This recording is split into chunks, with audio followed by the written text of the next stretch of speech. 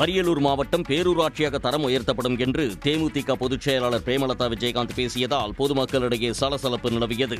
சட்டப்பேரவை தேர்தலை முன்னிட்டு பிரேமலதா உள்ளம் தேடி இல்லம் நாடி என்ற பெயரில் பரப்புரை மேற்கொண்டு வருகிறார். செந்துறையில் பரப்புரை மேற்கொண்ட அவர் அரியலூர் மாவட்டம் பேரூராட்சியாக தரம் உயர்த்தப்படும் என்று பேசியதால் கூட்டத்தில் உள்ளவர்களிடையே சலசலப்பு நிலவியது. பின்னர் சுதாகரித்துக் கொண்ட அவர் அரியலூர் மாவட்டம் செந்துறையை பேரூராட்சியாக்குவோம் என கூறினார்.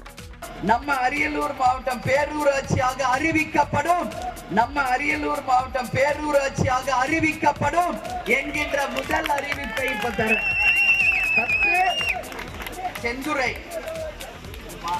அரியலூர் மாவட்டத்துல செந்துறை அத என்ன பண்ண போறோம், பேரூராட்சியாக நம்ம அறிவிக்க போறோம்.